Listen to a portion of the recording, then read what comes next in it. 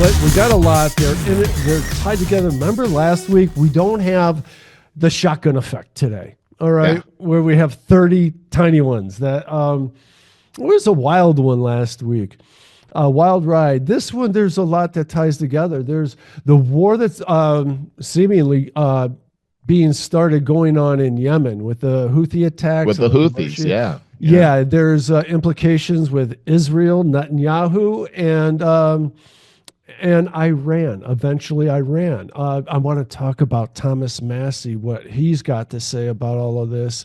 And that leads us directly into, these are all tied with the war in Israel. And I thought Trump was supposed to be the anti-war guy, but he took an awful lot of campaign funding to keep the war in Israel alive. And I hate that. I hate the sound of it.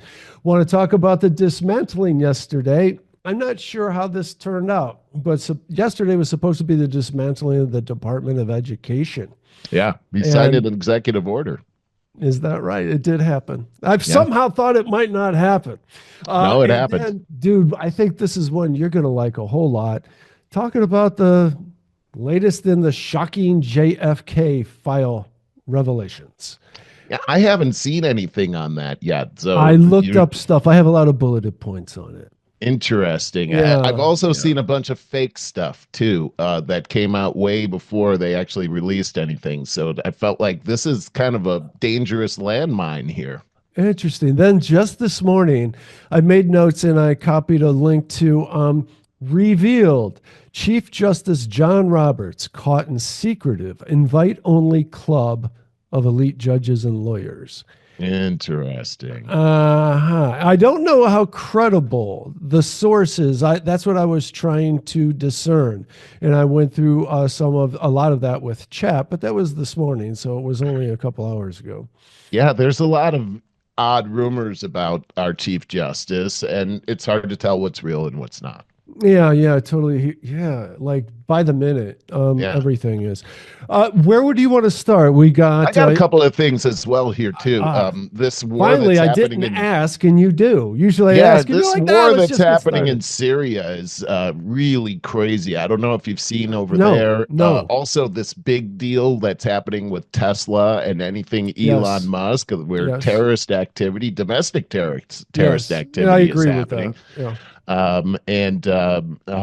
Just a update on these legal cases that are going on against the Trump administration regarding some of the moves that he's made with the deportation of that's Tren what that de judge. That's what that judge, that last judge. one. Yes.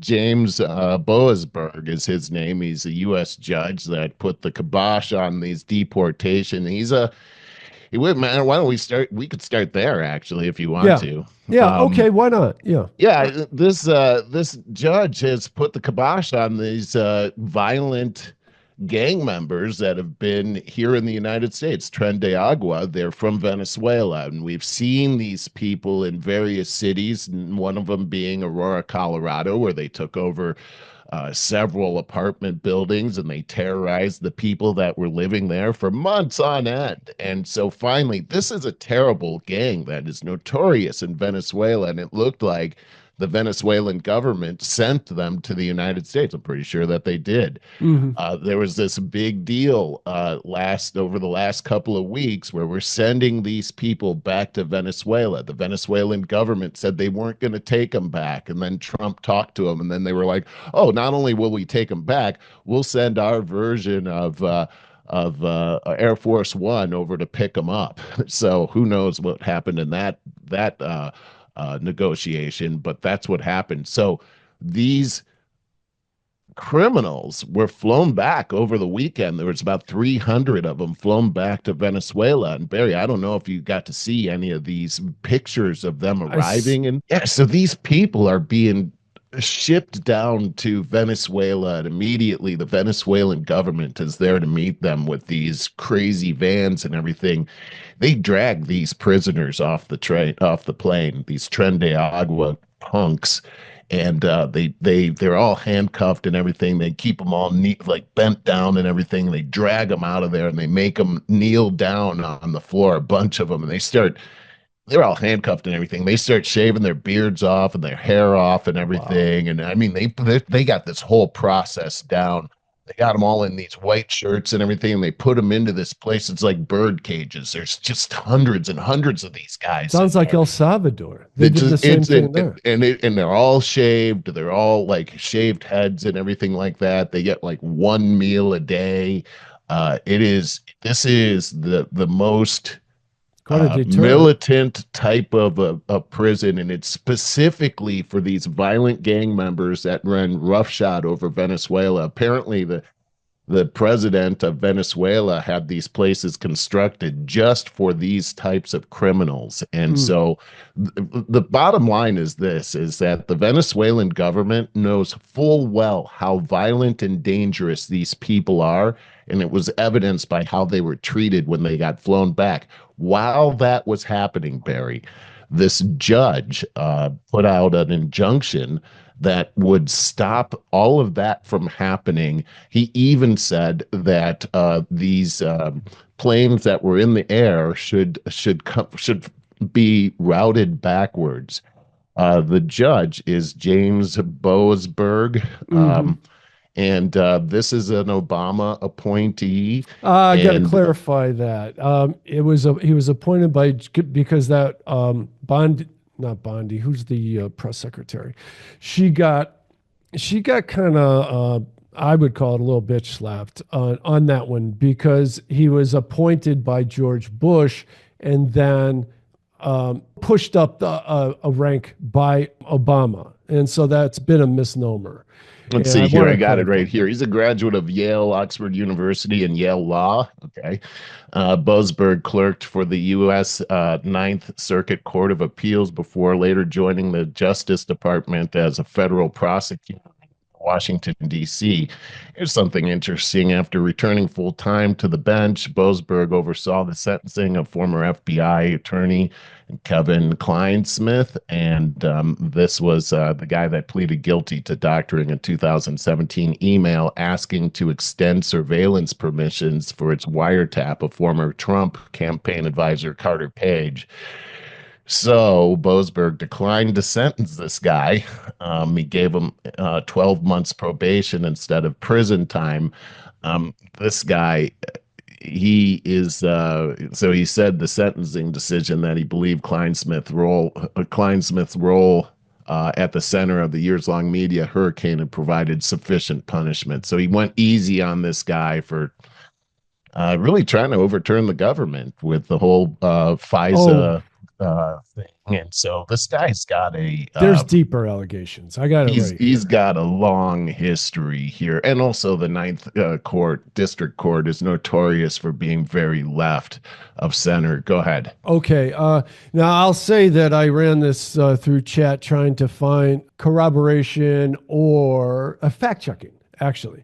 And it said, yeah, this stuff is all pointing in a bad direction, but more evidence is needed, basically, is what it said. So we Uh, got this Gateway Pundit. Do you know of this yeah. Gateway Pundit? It says revealed. Chief Justice John Roberts caught secretive invite only club of elite judges and lawyers that includes James Boasberg, Beryl Howell, Amit Mata, and Ketanji Brown Jackson. I've heard her Oh, name. what do you know? Hmm.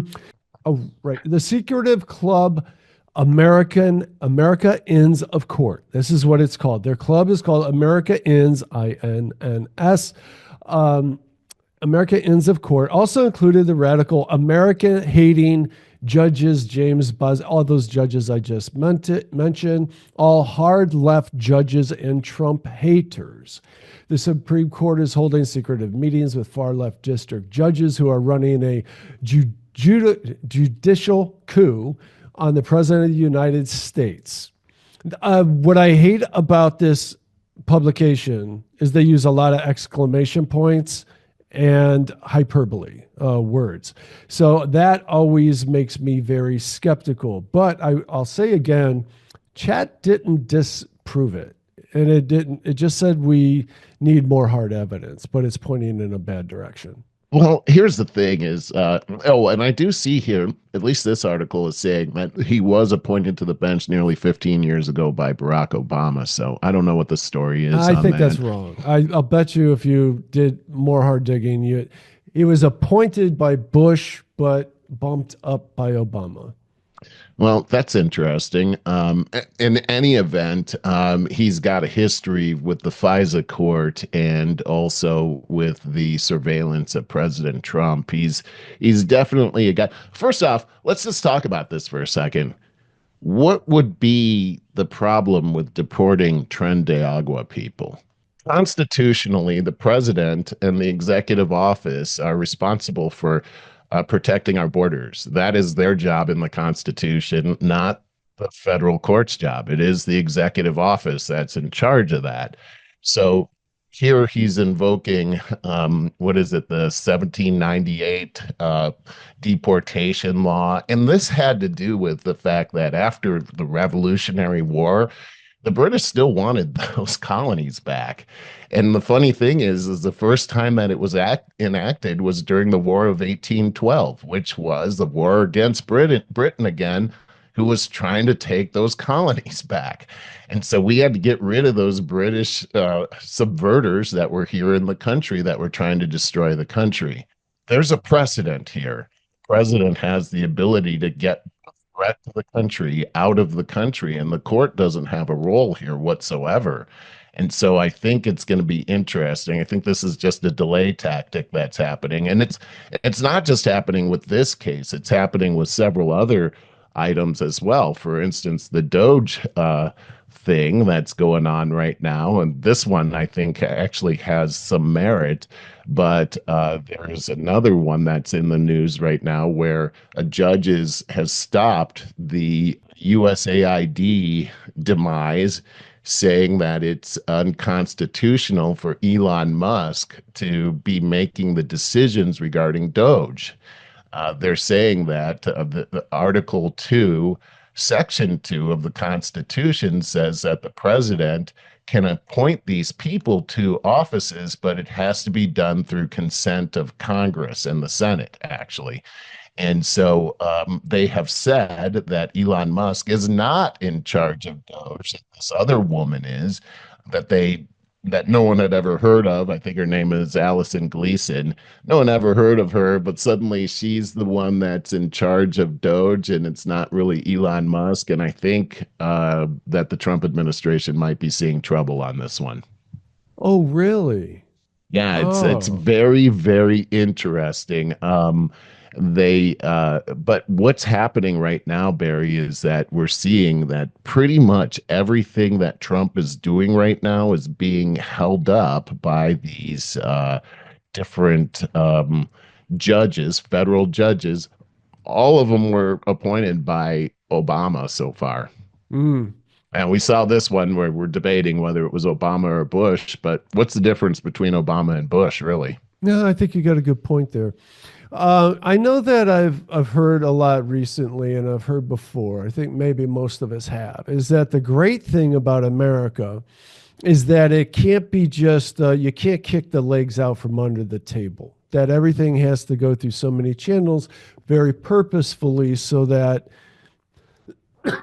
one president can't come in here and change things drastically overnight. In other words, it has to go through acts of Congress, and which is great so that we don't get seized by radicals. But on the other hand, it does hamper what to your point right now, it's hampering what most of America wants in reclaiming some things that Trump has promised and is trying to do. But we see the holdups. I have felt this in many different ways already. I have kind of said that we've been promised over and almost on a daily basis all this sizzle, but what we're getting is a lot of fizzle. I haven't seen one prosecution yet from a lot of guilty people in a Yeah. lot of areas. I mean, it's crazy how much the court is jumping into this too and jumping in the way. I would say this that I've heard CNN talking about a constitutional crisis, and that's just with Trump being CNN. elected. Yeah. I don't believe that that's the constitutional crisis, but I do see where here's one right here. Federal judge blocks EPA from ending Biden era gold bars fraud worth $20 billion. Here's another one that says judge halts Trump order removing trans individuals from military. Here's another judge we just talked about that stopped the deportation of Tren de Agua over to Venezuela. So these very activist judges are getting in the way of the mandate that the American people voted by majority for. And as you know, I study the Constitution. These are all under the jurisdiction of the executive branch. And also, you've got a real constitutional problem when you try to say that Trump doesn't have any oversight of these bureaucracies, because when the Constitution was written, there were no bureaucracies. And so, Right. therefore, there's an unconstitutional bureaucracy that's happening. So if you're a judge and you say you're unconstitutionally getting rid of this bureaucracy, well, it's not constitutional to have the bureaucracy in the first place. So how can you say that it's unconstitutional to get rid of it? It's the craziest thing. And I would say that that's our constitutional crisis, Barry. Well, I guess we'll end up seeing where it goes. All this stuff is really pretty interrelated. So let me It is. It really is. let's talk about the Israeli war for a moment, because it's kind of in the center of a lot of things here. It is. And I wanted to bring up that because I had to go back, I'm like, what is Trump's hard on with Israel here? And well, a lot of his funding, his campaign funding, came from Miriam Adelson, widow of Sheldon Adelson. She donated 90 million freaking dollars to a Trump super PAC in 24. Her contributions were linked to seeking support for Israel's annexation of the West Bank. The Republican Jewish Coalition, an AIPAC ally, has spent over 14 million supporting Trump since 2020. I got a list of sources there. And Trump just gave Israel another $4 billion. And let's see, the U.S. has already approved nearly $12 billion in military assistance to Israel since Trump returned to office. And I just wrote my own comment here. How has a country that is $36 trillion in the red funding the oil-rich Middle Eastern war? This all stinks to me. This really stinks. And I'll always start on, and I'll admit this, first of all these world affairs are really over my head for the most part. I haven't spent my life researching the leaders of these different countries and the intermingled relationships between them. So my first start is I'm always anti-war. I don't like killing people. I don't care if they're Americans or not. They're human beings, and they're not the reason why we are fighting. They just got drafted against their will to put their lives on the line. I don't like any of that. But then if you want to come at me and say, but you don't understand, if we don't back this person, they're key to all of our relationships with Iran, Iraq, and blah, blah, blah. You could totally snow me with all of that. And there's a lot of validity to any of that that's over my head. So I'll put that out there. Right. But I don't. If you could explain to me how we've given Israel another $12 billion in the last couple of months, I would love to hear the rationale behind that. Yeah, I don't have a rationale for that. I don't. That's called know. campaign funding. We got to get the money out of politics eventually. And I mean, that is how it works, right? Is that these people can give all this money and their own favors. That's right. And here's the other thing, too, though, is that on the campaign trail, Trump made it very clear about his support for Israel, and people voted for him. So that you have that as well. But it does seem to me like the Israeli government has this well in hand and can handle this militarily. Like, Yeah. why do they need our help with Why do this? they need our money? I don't actually understand it, and I'm with you. I don't trust. That's my number one thing that I've learned over the last decade or so is when you read these stories, not to trust and to maybe trust but verify. Hmm. That's actually going too far. Hmm. I think distrust until you verify. Really, Right. I don't trust governments, even the Israeli government. I don't trust our own government. Why should I Right. trust their government, right? Right. And it seems, I mean, when you take a look at this, the Israeli government, the IDF, just started operations again after the ceasefire because Hamas won't return the prisoners that or hostages that they've had for a year and a half now. And so you got both sides. You got Hamas and you've got Israel that are, I guess you could say it's a stalemate, but when you take a look at Hamas, um, Israel is just destroying everything there, and they're hanging on to these hostages. Why would you continue to do that? Why not just give it up? I don't really, I think it's terrible. I don't think there's an answer to this either. Um, Here's one. There's one person that had argued against Trump's latest bill, government funding bill. Non surprisingly, it's Thomas Massie. And he claims that the military industrial complex, the monster that we created or allowed to be created, needs and demands $50 billion annually beyond what is necessary for national defense. that makes sense. Yes, it does. And we're already $12 billion on the way there. I have a video of Massey that I want to share. And I like Thomas Massie. I love that guy because he's the only one that he has the balls to stand up when nobody else will. He's the only He one that speaks opposes truth this. to power, right? And during COVID, he drove from Kentucky to DC to be the one person to oppose the emergency funding. Trump hates him. And let me back up before I share this one because I wanted to make sure that come on, computer, that I do talk about what Trump's tough talk about Massie. Let's see. Massie opposed the government-backed government funding bill, leading Trump to criticize him publicly again. He also did back in the COVID. I think we're going to hear about that in a second. Yeah. Trump expressed his frustration on social media, stating that Massie, quotes, should be primaried and pledged to lead the charge against him. And so I'm going to go ahead and share this now and exactly what he said. Complex like he did on. The other committee that I serve on is the Transportation Committee.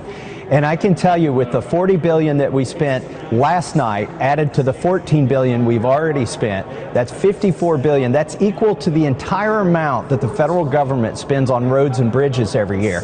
So the next time you hit a pothole and you have to replace your tire or your rim or you're sitting in traffic, just remember that Congress could have doubled spending on our own infrastructure instead of sending that money to Ukraine. Well, I think it's wrong to use Ukraine as a grinding stone against the Russian military because even though American blood isn't being spilled there, blood is being spilled. We should look for an end to this conflict.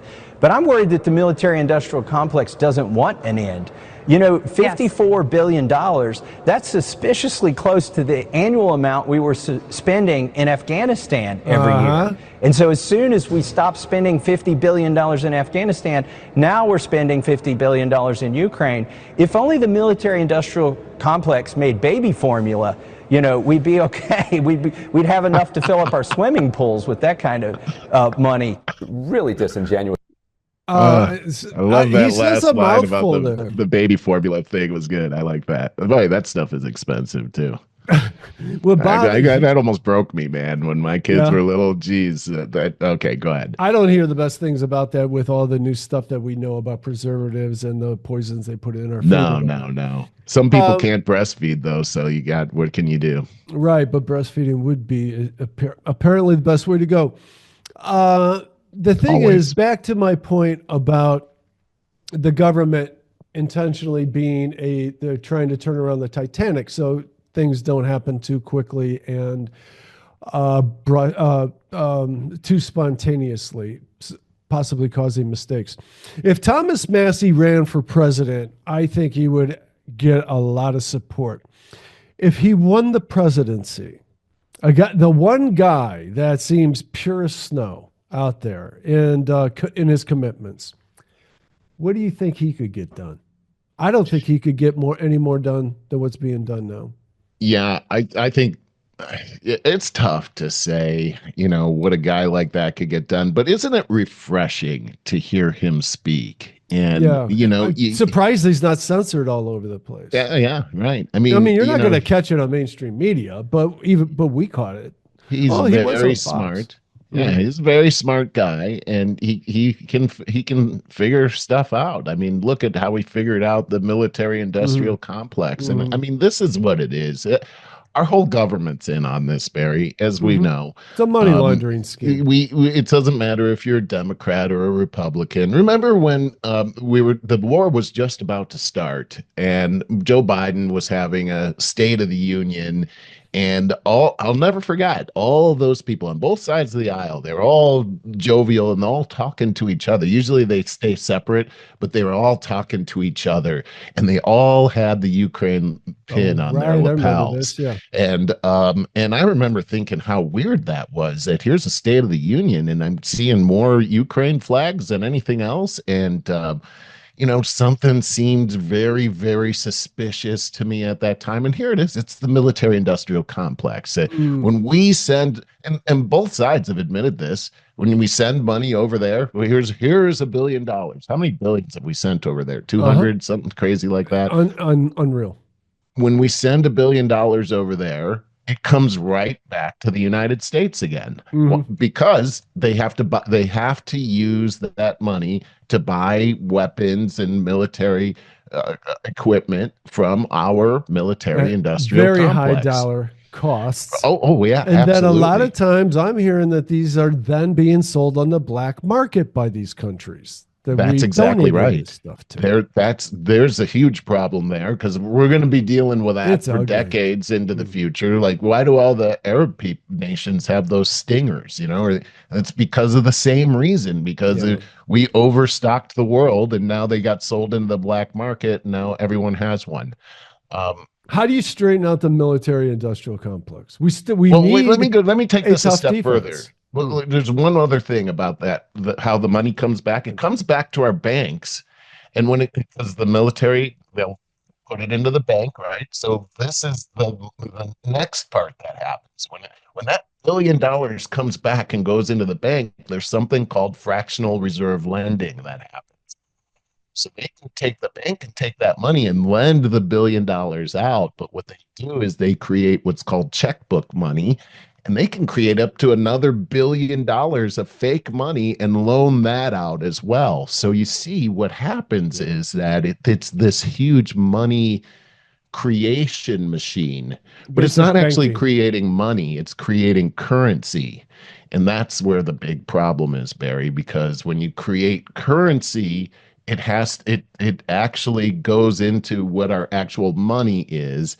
And that's how inflation happens. So every time we're sending money over there, it's causing more and more inflation to happen here. That's why eggs were like $8 for 12 eggs and all this kind of stuff. So it's like it's slowly strangling us is what's happening here. And Thomas Massie is drawing that out. Well, nobody in Washington wants Thomas Massie talking about this because they're all making a fortune off of this. And that's why I think if he were to get elected popularly by the people, he would be destroyed in Washington if you keep the swamp the way it is. And is Trump playing in the swamp too? Is he a swamp guy too? Well, he has to play with them. You have to, right? He's a deal maker. There's somebody on the other side of that deal. This is where I had a friend of mine call me and he was wanting to talk about Doge. And he's like, you take a look at Elon Musk and is it fair? Is this right? And while I am a big fan of reducing the government because they're out of Huge. control. Yes. I can see where people are coming from and their concern on this whole thing. And just what you said is that you give any branch of office too much power and corruption's going to happen. And so, and I keep hearing on the left where they say, well, they should be using a scalpel, but instead they're using a chainsaw. And it's like, okay, I don't know if they need to use a scalpel because look at what you guys have done. But you know, you and I have talked about this. You cut too much out, and people are going to get hurt. Maybe people will die. Yeah. And so this isn't a cavalier thing. We do have to be careful with this. No, I totally agree with that. That's why I've been very vocal about it. Hated Musk doing the rock star thing with his sunglasses and chainsaw. I hated that. There are seriously families, many families who are being very adversely affected by all these cuts. I am all for the cuts. And I had it explained to me, man, it's probably Patrick Bet David, but that when you got somebody that's like a really great, successful businessman, that venture capitalists that go in and take failing businesses and correct them and all, the first thing they do is go in and slash 75%. And what that does is obviously because the Pareto principle, 20% of the people do 80% of the work anyway. So slash the 80%, but it exposes the cracks. It exposes where the deficiencies are in a company. So then you patch that up. It's a messy, painful process. So I just think that the person heading that messy, painful process for American families, I want to put it that way, should do so very professionally and with compassion, not like an asshole. Yeah, I agree with you on this. Like we don't need to make a show of it or put it in people's face like that. I just don't think that that's appropriate at this time. Not at all. Hey, I wanted to move on to the subject of the education, the Department of Education. Oh, okay. We talked about that real quick. President I'm happy Trump, about this one. Yeah, he signed a major executive order on Thursday to begin eliminating the Department of Education once and for all. The signing came as the president gave remarks last night about this historic event. And so this thing is officially signed and it's to be dismantled. Let's see, here's something. Department of Education, $3 trillion spent since 1979. Virtually nothing to show for it. I've got a graphic here that I think is pretty interesting. $3 trillion and nothing to show for it. Check this out, Barry. This is 1970, and we're looking at these are math scores, science scores, and reading scores. From 1970 to 2010, no advance whatsoever. I'm surprised they're not going down. They should be going down. Look at this total cost skyrocketing. That's our government. And the amount of employees also skyrocketing. In 1970, the cost of education K through 12 was $57,000. And the latest statistics we have are from 2010, where it went up to $164,000. And this comes from the Department of Education itself. So what's the problem with getting rid of this?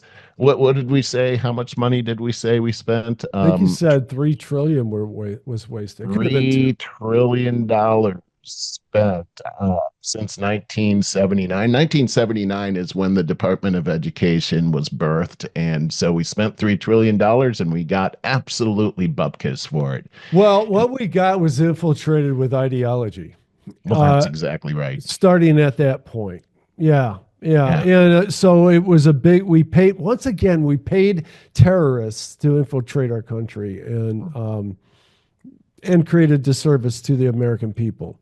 Well, let's think about something I want to ask you something. Yeah, go ahead. Hang on to that. So the power is to be given back to the states for education, which I think is tremendous. What I worry about is the inequality. So you got Arkansas, West Virginia. How is their educational system going to keep up with the rest of America? Because I think it's very important that in this case, there is a sense of equity. I hate to use that term, but do you understand what I Yeah, mean? yeah. I think that one of the problems with having the federal government doing all of this work is that it takes the local parental association out of it. Like we saw it over the last couple of years where parents were trying to actually influence the education of their children, and the federal government came after them. The Department of Acted like they Education had called no them right. domestic terrorists. Yeah, yeah, yeah. And I so remember that. Yeah. that was the function of having a Department of Education lording itself over all of these areas. And what did it make them do? It caused them to put in critical race theory and all of these other destructive things that are warping the minds of our children. So I get what you're saying about the inequity. I don't know how you deal with that, but I would have to think that it's got to be better than having propaganda pushed down your kid's throat so that the net result is that they end up hating their parents, they hate authority, they hate America, they hate religion, they're destined to play video games for the rest of their lives and not associate with anybody else, and it's just a really terrible thing. So I think these are bridges we're going to have to cross. But here's the point, Barry, is that we ran it this way all from the time our country was created in 1776 until 1979, and things went pretty well for education. Adding this Department of Education to the federal government did absolutely nothing except for ruin our kids' brains and steal our money. I can see a very big positive to come out of this. And I mean, I'm just thinking about it as we're talking, but it's what the best part of capitalism is the competition that it creates. And so we'll be able to see different systems get experimented with in different states, in different regions. Yes. And And they some will will work compete with better each other. than Yes. others. And some states will go, look what the hell they did. They transformed their entire educational system. What a We need great to point. take that model. That is a great point that you're making, and I believe that's how it was working before this all happened. Remember, this all happened under the Carter administration, and one thing I'm remembering, Barry, is a change that happened in school right around that time, and I don't. So this change happens right around 1979. Here's my perspective: is that gym class was my favorite class at the Gym time. I class. loved gym, and we had like all these really cool things we were I doing. want to Like just say, back then, everybody loved gym for the most part. yeah, and You and know, so we had boxing and wrestling, you did? and yeah, man, and it was awesome. And then and I love that kind of stuff, right? Yeah, And yeah.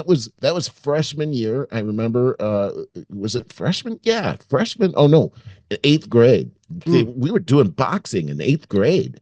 And then we Wow. went to Wish ninth we grade were. and it was co-ed gym. And we never did Oh, anything like that oh, again. right. Okay. And so it was over. And so here's the thing. Look at what happened. It was co-ed gym nationwide. So Mm. this was now the thing that the Department of Education must have put on us, because before it was all statewide stuff. They couldn't do anything nationwide. So one of the first things they did was they watered down your masculinity so that you Yeah, couldn't do these things that boys need to do. that's a fact.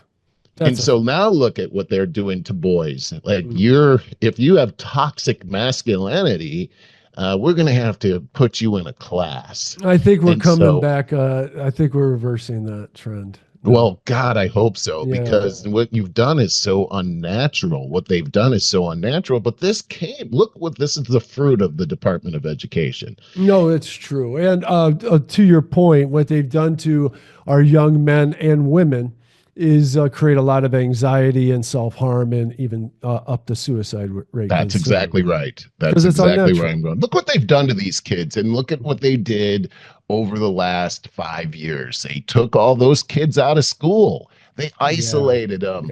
Yeah. Those big teacher unions were so big on keeping them out of the They didn't school want to go back system. to school. They No, didn't they want to go didn't, back and to work. they were getting paid big time. Yeah.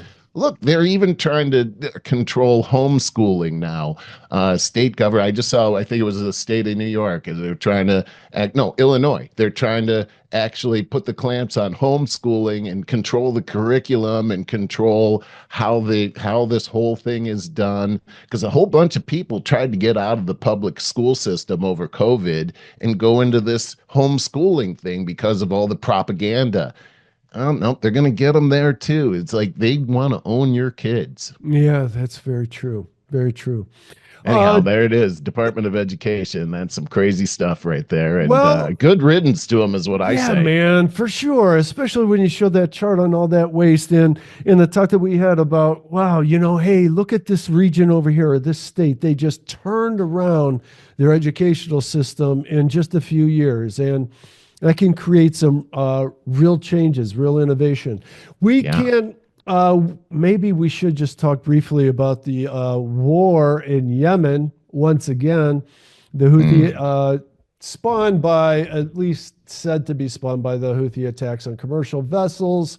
But this says my research says it may influence a war with Iran Yeah. that, of course, Netanyahu would absolutely love.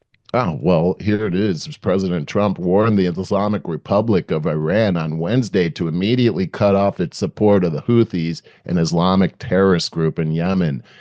Iran must stop sending these supplies immediately. Let the Houthis fight it out themselves. Either way they lose, but this way they lose quickly. Tremendous damage has been inflicted upon the Houthi barbarians, and watch how it will get progressively worse. It's not even a fair fight and never will be. They will be completely annihilated, says President Trump on Truth Social. Wow. It just These sounds Houthi- like These Houthis are no good. no, These they're Houthis are terrible. And interestingly, and yes, they are a proxy of Iran. They're in Yemen. And just over the last couple decades, the most horrible atrocities have happened in Yemen. They even crucify people there. I've seen people crucified in Yemen, and I've never actually seen anybody crucified. It is a terrible, terrible sight if you ever see somebody Sure. what they do. They have been consistently attacking Saudi Arabia. This is the age-old fight between the Shiites and the Sunnis, and the Houthis being the Shiites from Iranians are Shiites, and you're seeing this war that's been going on. And of course, the United States is an ally of Saudi Arabia, and so we've got an enemy with Iran and any of their proxies going on here. We're seeing the same thing up in Syria as well, with the Sunnis and the Shiites. The Shiite government, or the Shiites, were actually running the government of Syria for the last 50 years, even though they were the minority. And now the Sunnis are running the government and taking revenge over all of the atrocities that happened over the last 50 years. And here we are in the middle of it, Barry. Yeah. Wouldn't that be yet another unconstitutional war?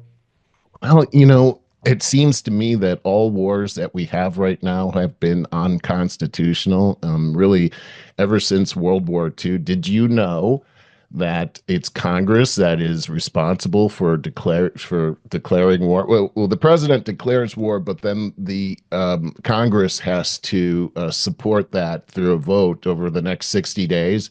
However, that hasn't happened since World War II. All of our wars that we've had since then are under the War Powers Act that actually circumvented that whole thing, which really it includes the people and the will of the people. They've circumvented that.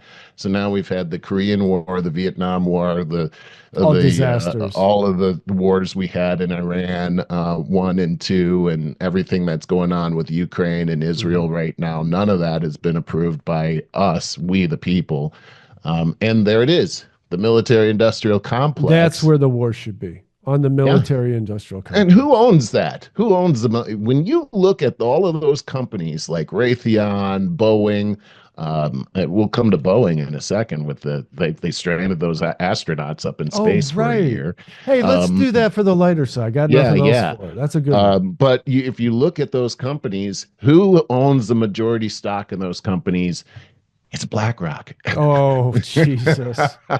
Of course. Of course. BlackRock, who owns now both sides of the Panama Canal. Oh, BlackRock, our my friends. God. BlackRock, Larry Fink, he's the darling of the WEF, of the World Economic Forum. BlackRock, our friends. Oh, my God. They are slowly eating. They own 90% of the companies around the world. They are the world government, as far as I can see. That Yes. they are the globalists. And so you might want to look at that in a more elementary way and say, well, that's the country's largest monopoly. Why are we not dividing it up? I say, very good question. It seems to me that it's a structure that the writers of these laws did not foresee because they Yeah. own everything. Well, and also the writers of our laws are all paid off by those guys too. So That's I a mean, good they're one. making money off of everything BlackRock is doing. That's what's giving them their fortunes. That's why w- w- that's why the people that the dumbest people, I'm sorry. I don't mean to be mean, but it's like the dumbest people now live in mansions because of this kind of thing. Yeah. That's really what's going on. Yeah. And I mean, when we have I mean, you know it, Barry. We just have a huge problem here when it comes to the people that we actually have elected into our government. Here's a good example of that. Remember Cori Bush? Ah, yeah, She's yeah. so fun. A husband of former Congresswoman Cori Bush charged with fraud for receiving $20,000 in payments meant for small business during COVID. So her husband, during the time she's a congresswoman, her husband pretends that he's got a business and applies for the bailout money during Yeah. COVID, and he gets $20,000, and Oh, now he's God. looking at a fraud case here. Wow. I didn't He's hear in about he's that in one. big trouble. But get this.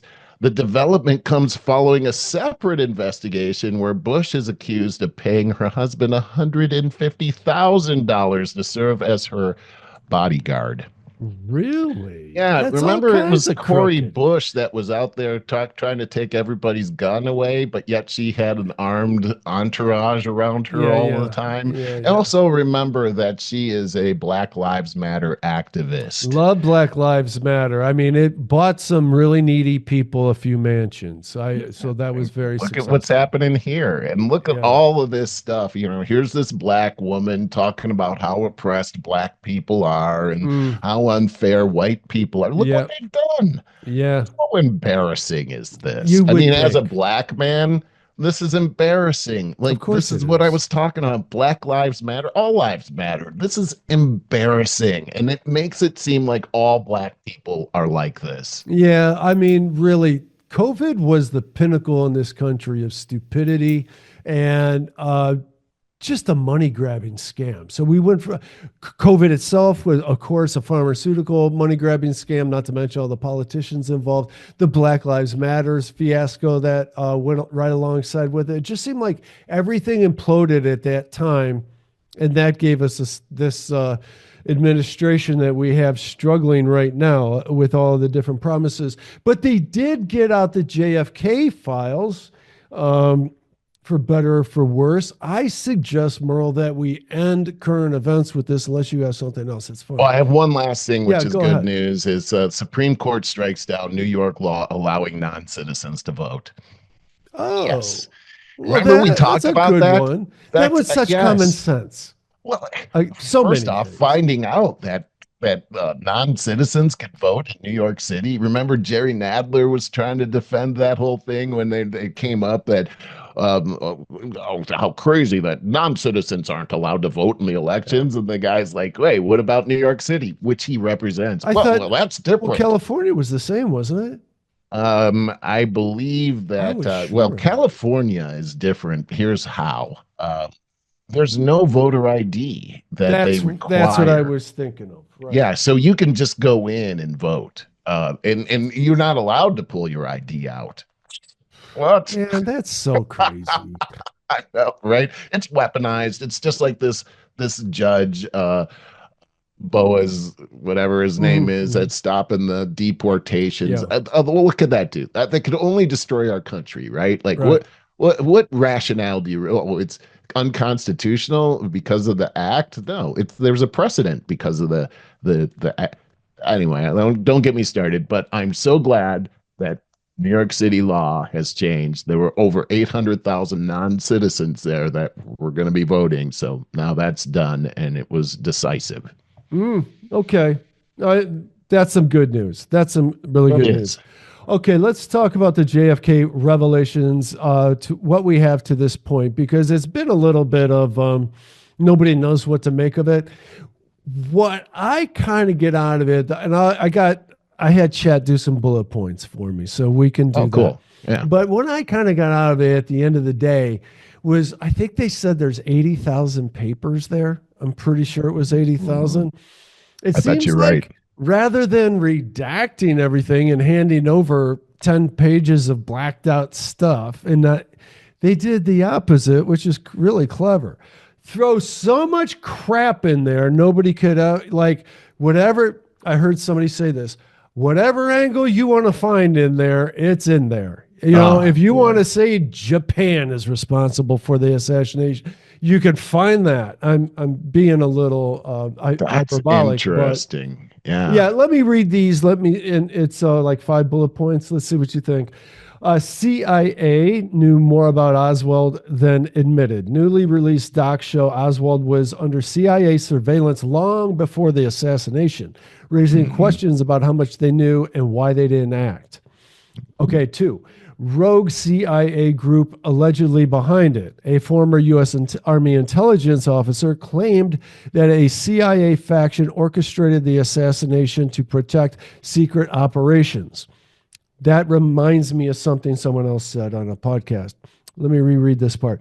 A former U.S. Army intelligence officer claimed a CIA faction orchestrated the assassination to protect secret. Somebody said on a podcast that there are factions of the CIA in the CIA. Yes, there are. There's so you got this CIA faction responsible for the JFK assassination. No one else in the CIA has any intelligence of that, any awareness of it, nothing to do with it. So that's interesting. Let's go to the 3rd bullet point. FBI ignored warnings. A memo reveals the FBI was tipped off about Oswald's plan to kill Kennedy, but failed to take action. Okay, 2 more. KGB cleared Oswald. Soviet intelligence investigated Oswald and determined he wasn't working for them, debunking theories of a Soviet plot. And the last one. JFK distrusted the CIA. We all know this one. Kennedy planned to overhaul or dismantle the CIA, especially after the Bay of Pigs, fueling theories of internal sabotage. Chat says, final takeaway. The files confirm major intelligence failures and cover-ups, but no smoking gun, ... yet. I have a video. I do have a video by ABC on this. I forgot about. That's not the one. This is it. I better share, right? I forgot I had this, so sorry about that. Don't forget to share your sound. Piquing the interest of historians and everyday Americans alike. The man behind the gun that killed President John F. Kennedy in November 1963, Lee Harvey Oswald, who we've known for years, had visited both Cuban and Russian embassies in Mexico City, and who we now know had been monitored by the CIA. The CIA denied for years knowing anything about Lee Harvey Oswald or following him in any way or opening his mail. Just untrue. Larry Sabato is the... I gotta stop and say something right there. This is so much fizzle when we're promised the sizzle. What about the second freaking shooter that's never been mentioned? Yeah. We're still talking just about Oswald, and that's it. Yeah. I don't believe it. Yeah. Author of The Kennedy Half Century, and says from what he's read so far, the newly released files paint a far clearer picture of tensions between President Kennedy and the CIA. We know that. We've known that. This is forever. old news, right? Okay, Allen Dulles and JFK hated each other. Mm. Allen Dulles tricked the Kennedy administration into the Bay of Pigs, right? Kennedy was super pissed about that whole thing, and learned also because the CIA, before he took office, killed one of his friends down in, I think, Argentina or something like that. He knew that they were just a band of assassins. That's what he knew. It makes sense that it was the CIA at the head of this whole thing. It just does. It does. And I you mean, take a look at the Warren shooters, Commission. but the second shooter is irrefutable. Exactly. Look at the Warren Commission. You've got Dulles on the Warren Commission, and you've got Gerald Ford on the Warren Commission. Remember, years later, you get a president that wants to drain the swamp. They suddenly come up with charges on his vice president, Spiro Agnew. Get rid of him.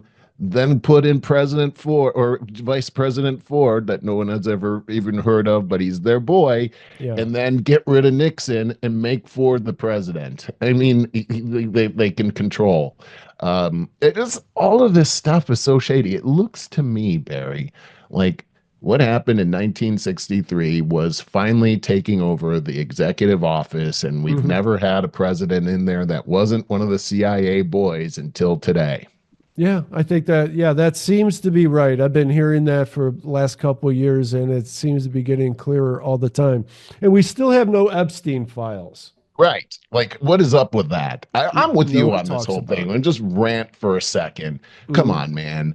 We've got the evidence. These people need to be in chains right now. Why aren't they? Nobody is. Nobody is. Not one. Not one. And what bothers me is maybe more than anything is all the lawfare. And I'm not the Trump what we're talking fan. about. Right. I'm not a Trump fan. But the lawfare that was posed against him, the and still the impeachments, the meaningless impeachments. But these judges that's stopping his entire agenda. It's lawfare. That's what we're dealing with. This is what the globalists have a hold of. The law, our league. They've commandeered our third branch of government, the judicial system. They're all up in there.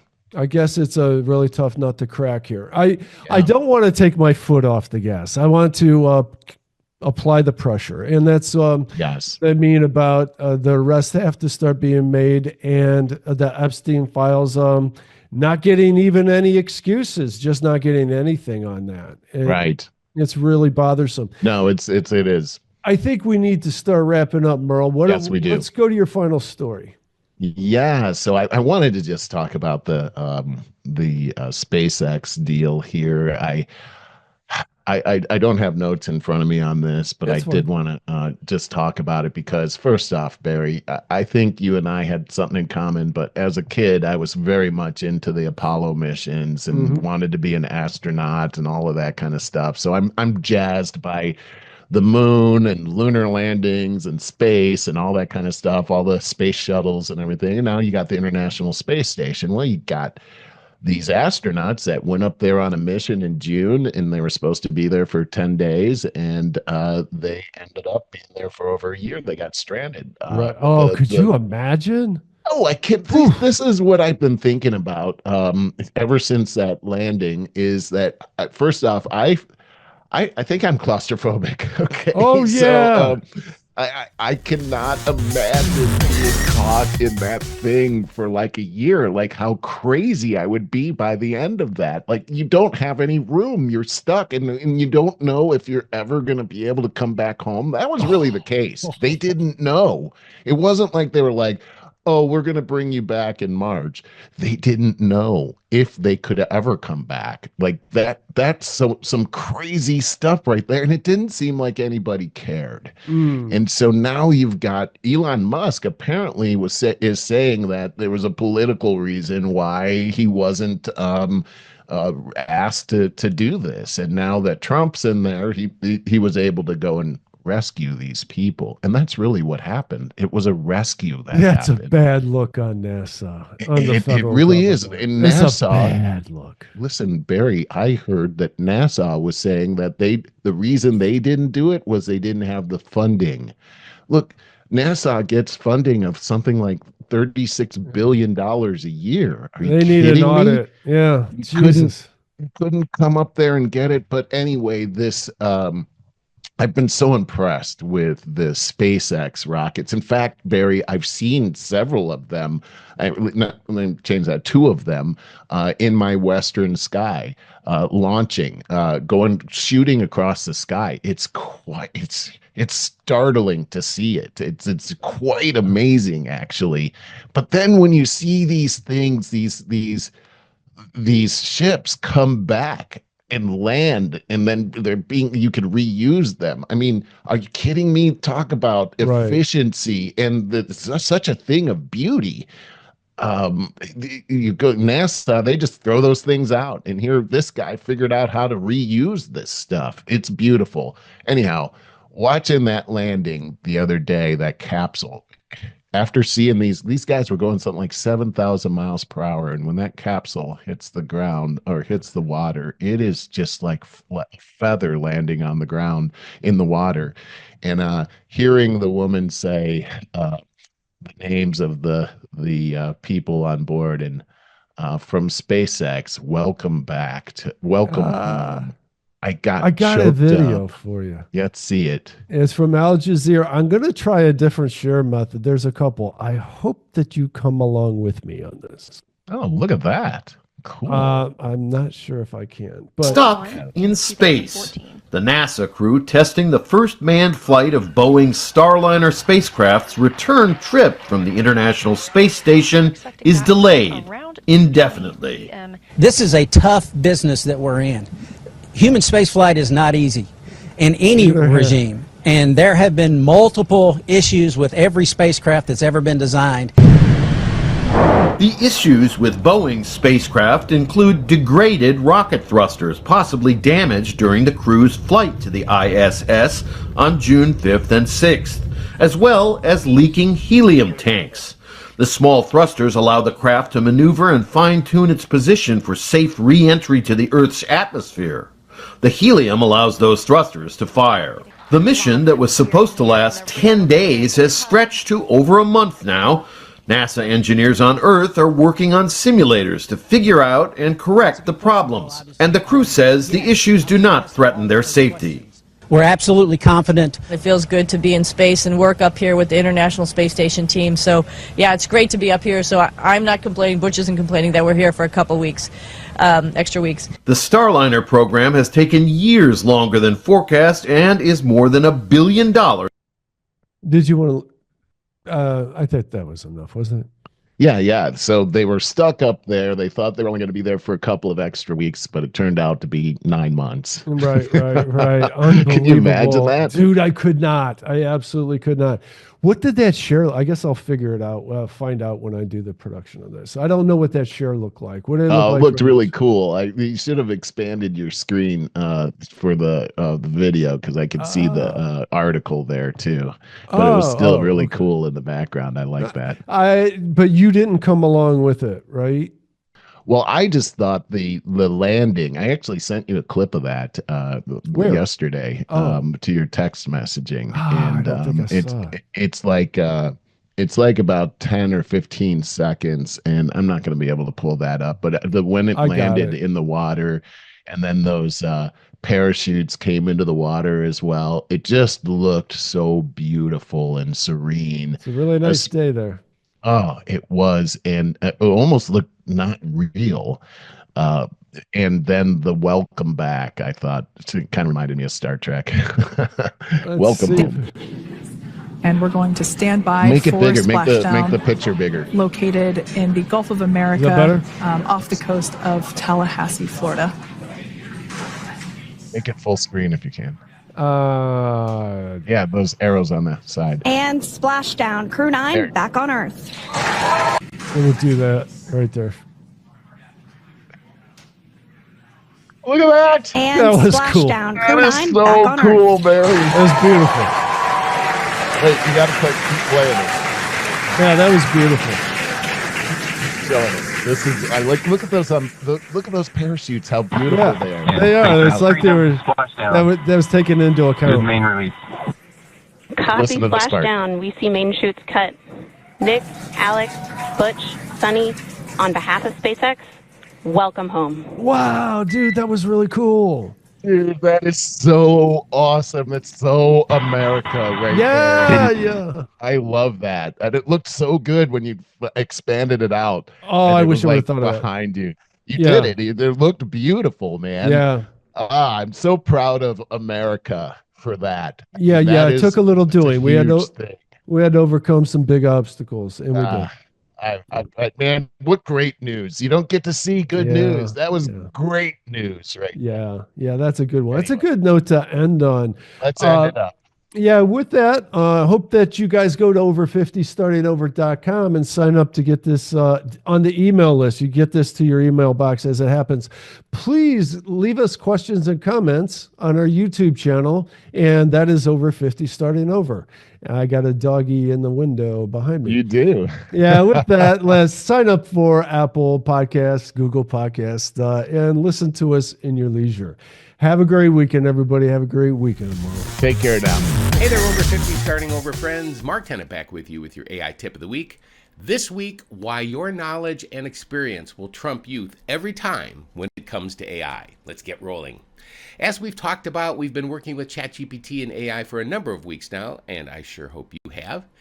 And as an over 50, I have to ask, what are your thoughts now? Now, I get it. Having to learn something new and probably to keep your job, it's tough. I understand.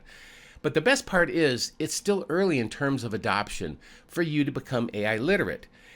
Odds are, right now, if you learn AI, you'll be so far ahead than anybody who does what you do, especially at your department or at your company.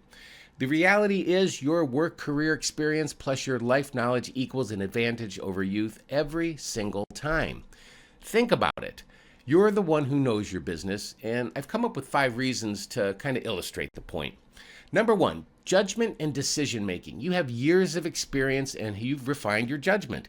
You know when you're evaluating AI output how to apply that critical thinking with years of experience and how it applies to your business. Number 2, client and customer relationships. You understand people deeply. You've built those relationship skills, even if it's been internal relationships. You've built those over many years, clearly giving you an edge over your younger colleagues. Number 3, institutional knowledge. You know why things work, why they work the way they do, and how they work. And crucial when you're implementing AI skills, because you'll need to integrate those with established business systems and processes. You know these. Number 4, mentorship capability. Think about this one. Your years of experience positions you perfectly to guide younger colleagues. When you're balancing AI tools with your judgment and business fundamentals, once again, mentorship capabilities, you can hand those down to the youth. You've got the advantage over them every single time. And number 5, communication excellence. Decades of presentations, negotiations, difficult conversations. You've had those conversations. And this allows you to translate AI business concepts into business values, certainly much better than your younger colleagues. Those were 5 quick reasons I came up with that you can take the lead on AI at your business, where you work, or at your organization. So let's do a quick communication excellence example is what I decided to call this. The scenario is your company is evaluating a new AI customer feedback tool. So your younger colleague will try to impress with the algorithms and percentages and accuracy rates, but the decision makers will sit there and go, what in the world did I just listen to? When you translate the technical speak into clear business language that you know and that the executives and C-suite in your business or company know, they'll immediately understand. And once again, you've got that advantage. So no matter how technically advanced youth skills are with technology and those types of things, they still can't compete simply from a life skills standpoint. Use AI to your advantage. Become AI literate. As I've always said, just have that conversation with the AI.